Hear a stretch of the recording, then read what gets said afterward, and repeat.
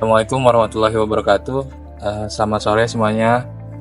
Kami dari kelompok 2 izin mempresentasikan tentang penyakit diabetes mellitus tipe 1 dan 2. Sebelumnya saya izin memperkenalkan terlebih dahulu. Perkenalkan, nama saya Muhammad Azka Maulana Zikrul Hakim dengan NIM 22416 248 2010 77, dan rekan saya ada Ivana Sarah Namadear dengan NIM 23416 248 2010 06, dan Jaini Ahmad Rifai dengan NIM 23416 248 2010 16.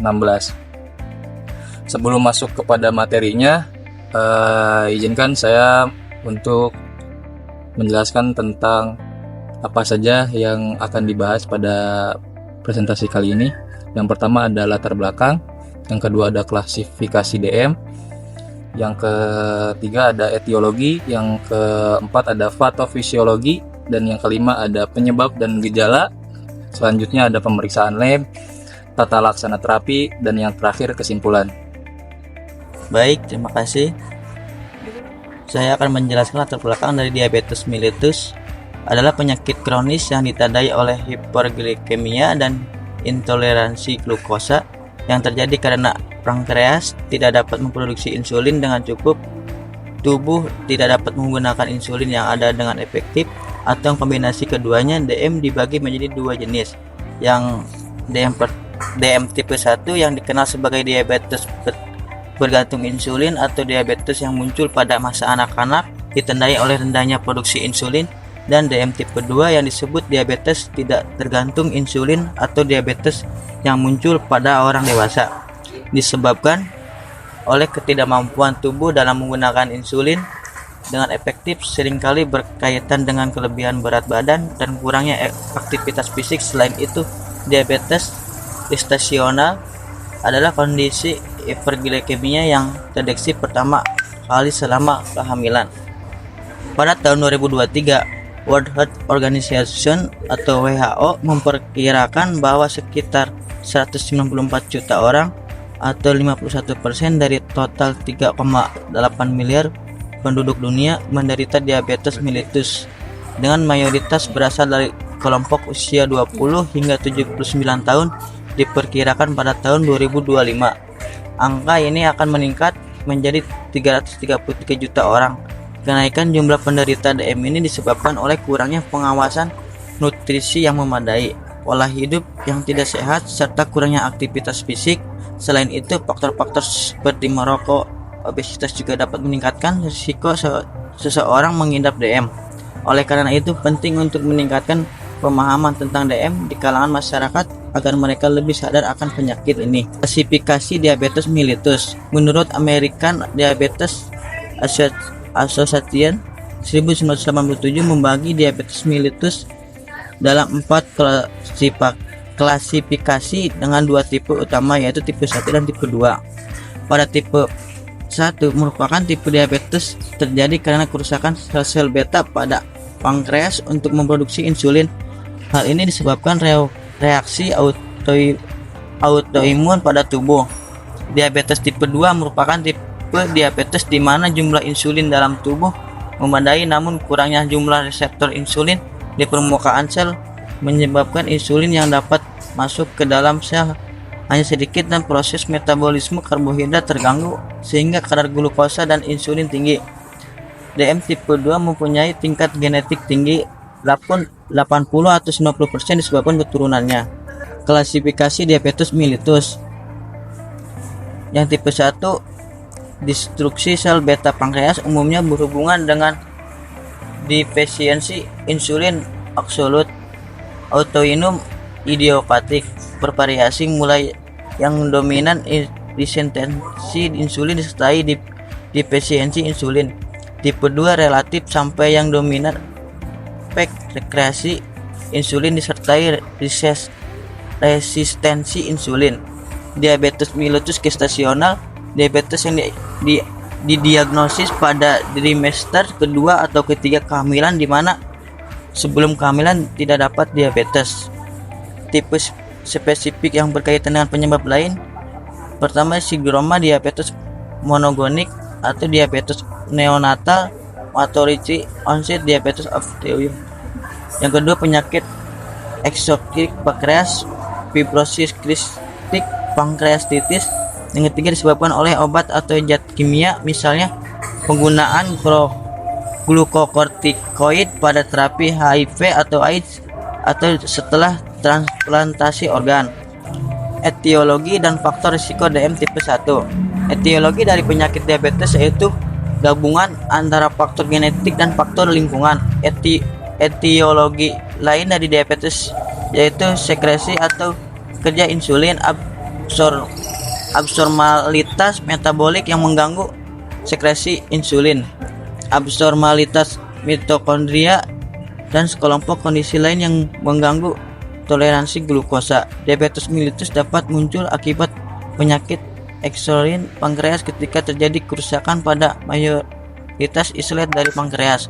Hormon yang bekerja sebagai antagonis insulin juga dapat menyebabkan diabetes. Diabetes mellitus tipe 1 diwariskan dalam bentuk alel heterozigot kembar identik memiliki risiko 25% sampai 50% mewariskan penyakit ini, sedangkan saudara kandung meresiko 6% dan keturunan beresiko 5%. Sebuah gabungan juga terjadi antara diabetes mellitus tipe 1 dan human leukocyte antigens atau HLA-S. Faktor lingkungan seperti paparan virus yang mencetuskan proses autoimunitas yang menghancurkan sel beta, insect cell antibodies atau ICAS kemudian muncul, meningkat dalam hitungan bulan atau tahun seiring dengan hancurnya sel-sel beta. Hal ini mempercepat hiperglikemia atau kadar gula darah yang tinggi yang terjadi ketika 80% sampai 90% massa sel beta telah dihancurkan. Selanjutnya akan dibacakan oleh saya, itu bagian etiologi dan faktor resiko DM tipe 2, yaitu diabetes mellitus tipe 2 yang sebelumnya disebut NIDDM atau Adult Onset Diabetes Mellitus adalah gangguan yang melibatkan faktor genetik dan lingkungan. Diabetes mellitus adalah jenis paling umum dari diabetes mellitus lainnya, mempengaruhi 90% dari seluruh orang yang menderita diabetes mellitus. Diabetes mellitus tipe 2 biasanya didiagnosa pada umur di atas 40 tahun dan lebih umum di antara orang dewasa. Orang dewasa yang obesitas dan pada beberapa populasi etnis dan ras. Itu dari Black pada tahun 2009. Akan tetapi, diagnosis diabetes mellitus tipe 2 pada anak-anak dan remaja sedang mengalami peningkatan, terutama pada orang African Americans dan Hispanic atau Latino Americans. Rata-rata orang-orang yang didiagnosa diabetes mellitus tipe 2 telah memiliki diagnosis sekitar 6,5 tahun sebelum identifikasi klinis. Obesitas adalah faktor risiko paling utama di mana 85% orang dengan diabetes mellitus tipe 2 menjadi obesitas. Hal ini tidak jelas apakah kepekaan jaringan atau hati dan otot yang lemah kepada insulin atau sekresi insulin yang lemah yang menjadi kerusakan utama pada diabetes mellitus tipe ini. Prevalensi penyakit arteri koronaria pada orang-orang dengan diabetes mellitus tipe 2 adalah 2 kali dibandingkan pada populasi non-diabetes. Sedangkan prevalensi penyakit kardiovaskular dan total kematian adalah 2-3 kali lipat lebih besar dibandingkan pada orang non-diabetes. Ada patofisiologi 1, diabetes mellitus tipe 1, itu ada pada diabetes tipe 1, sel beta pankreas telah dihancurkan oleh proses autoimun sehingga insulin tidak dapat diproduksi. Hiperglikemia puasa terjadi karena produksi glukosa yang tidak dapat diukur oleh hati. Meskipun glukosa dalam makanan tetap berada di dalam darah dan menyebabkan hiperglikemia postprandial atau setelah makan. Glukosa tidak dapat disimpan di hati. Jika konsentrasi glukosa dalam darah cukup tinggi, ginjal tidak akan dapat menyerap kembali semua glukosa yang telah disaring. Oleh karena itu, ginjal tidak dapat menyerap semua glukosa yang disaring. Akibatnya, muncul dalam urin atau kencing manis. Saat glukosa berlebih diekskretisasi dalam urin. Limbah ini akan disertai dengan ekstrak dan elektrolit yang berlebihan. Kondisi ini juga disebut diuresis osmotik atau kehilangan cairan yang berlebihan dapat menyebabkan peningkatan buang air kecil dan haus secara berlebihan. Dan untuk diabetes mellitus tipe 2-nya itu ada perkembangan diabetes tipe 2 itu awalnya di gangguan pada sel pankreas. Bila tidak ada penanganan dapat mengakibatkan kerusakan sel-sel pada pankreas. Untuk tahap lanjutnya, pada sel pankreas, jika terjadi kerusakan progres, maka akan menyebabkan definisi insulin. Karena itu insulin eksogen dibutuhkan pada diabetes tipe 2. Pada penderita diabetes tipe 2 umumnya ditemukan definisi dan resistensi insulin. Itu dijelaskan pada Restiana pada tahun 2015. Ya, diabetes mellitus tipe 2 disebabkan karena kurangnya sensitivitas terhadap insulin disebabkannya juga kurangnya jumlah reseptor insulin di pertemukan sel yang ditandai dengan meningkatkannya kadar insulin dalam darah. Pada awalnya makan yang masuk ke dalam tubuh akan diubah menjadi glukosa, kemudian glukosa akan masuk ke dalam aliran darah. Selanjutnya pankreas akan menghasilkan insulin dan insulin tersebut akan masuk ke dalam pembuluh darah, namun insulin tersebut mengalami penurunan sensitivitas sehingga glukosa menumpuk dalam darah dan tidak dapat masuk ke dalam sel.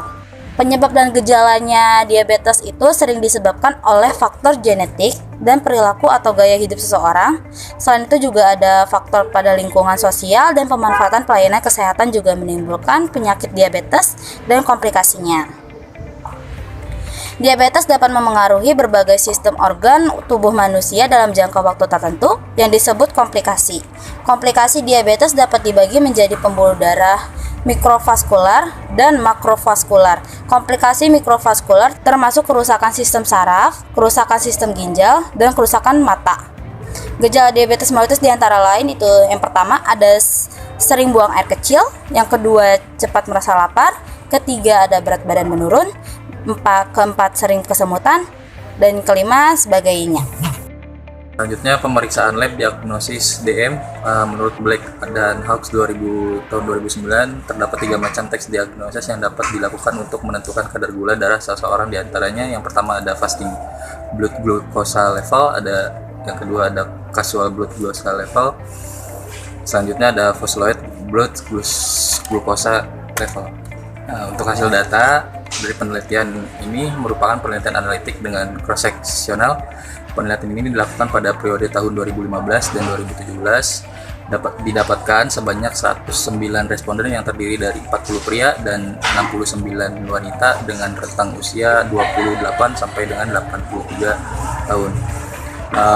Dari total pasien terdapat penyakit DM tipe 2, mayoritas pasien memiliki IMT normal yaitu sebanyak 22 responden atau 20,2%. Dari 109 pasien yang diteliti ditemukan adanya 12 jenis gangguan atau penyakit penyerta DM, di mana di dalam penelitian ini penelitian mencantumkan lebih dari satu komorbid pada setiap pasien.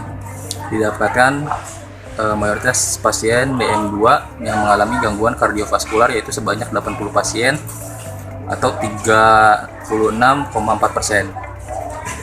Nah, pengobatan dan terapi. Untuk terapi non farmakologi yang pertama ada mengatur pola makan dan diet yang tepat, yang kedua ada monitor kadar gula darah secara teratur, yang ketiga olahraga, dan yang keempat adanya tidak merokok.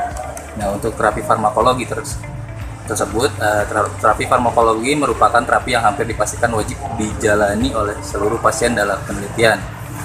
Dalam penelitian ini, hampir semua pasien yang telah diagnosis diabetes mellitus tipe 2 diberikan obat antidiabetik. Berdasarkan data Formularium Nasional tahun 2019, fasilitas kesehatan primer seperti puskesmas menyediakan antidiabetik seperti glibenclamid, glimepiride, glifizid, dan metformin. Dari data jenis obat yang telah dihimpun dari penelitian ini didapatkan bahwa sebagian besar pasien menerima obat metformin.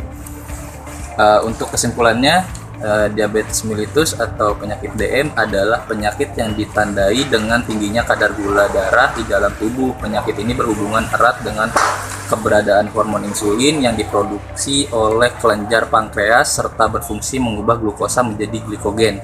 Terdapat beberapa tipe DM, yaitu tipe DM1, yang kedua ada DM tipe 2, DM gestasional, dan DM jenis lain. Penyebab umum dari DM adalah genetika, usia, obesitas, hipertensi, gaya hidup yang salah, dan faktor lingkungan. Usaha untuk menangani penyakit DM ada bermacam-macam cara.